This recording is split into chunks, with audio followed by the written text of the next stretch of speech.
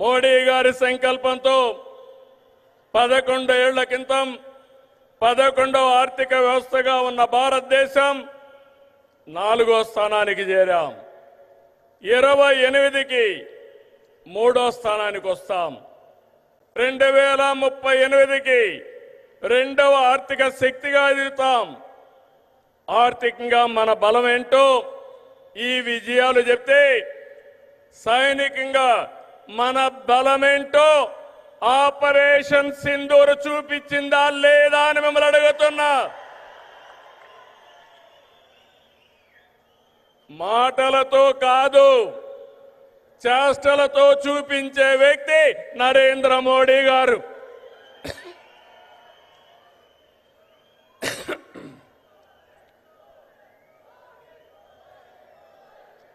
మోడీ మోడీ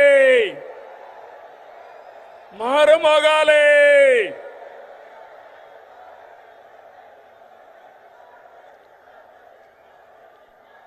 ఒక దేశం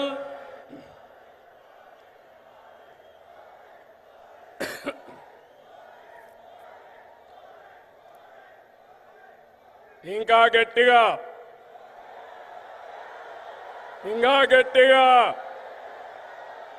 అక్కడే మా ఆడబిడ్డలు. ఒక దేశం, ఒకే పన్ను, ఒకే మార్కెట్, ఇది జీఎస్టీ ప్రధాన ఉద్దేశం. 99% వస్తువులు 0 లేదంటే 5% పన్నుల పరిధిలోకి తెచ్చారు.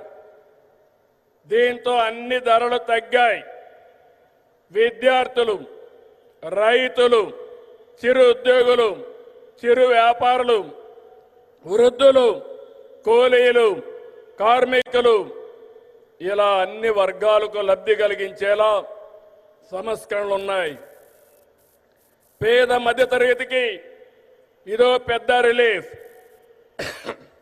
జీఎస్టీ తగ్గింపు కారణంగా ఏడాదికి ప్రతి కుటుంబానికి 15,000 రూపాయల ఆదాయం వస్తుంది. కనీసం 15,000 వచ్చినప్పుడు 15 సార్లైనా ప్రధానమంత్రి గారిని గుర్తుపెట్టుకునే బాధ్యత మనందరిపైన ఉంది.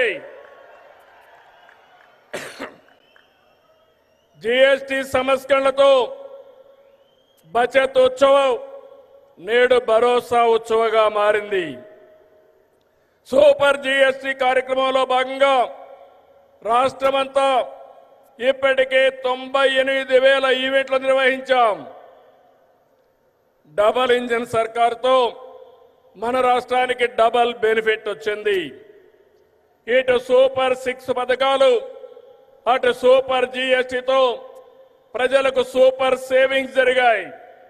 Mega DSC, PM Kisan Annadata Sukhibhava, Shri శక్తి, తల్లికి వందనం, దీపం 2, పెన్షన్ల పంపిణీ వంటి సంక్షేమ కార్యక్రమాలతో సూపర్ 6ని సూపర్ హిట్ చేశాం. నేడు యుద్ధాలు, టారిఫ్లు ప్రపంచ మార్కెట్లు ప్రభావితం చేస్తున్నాయి. ఈ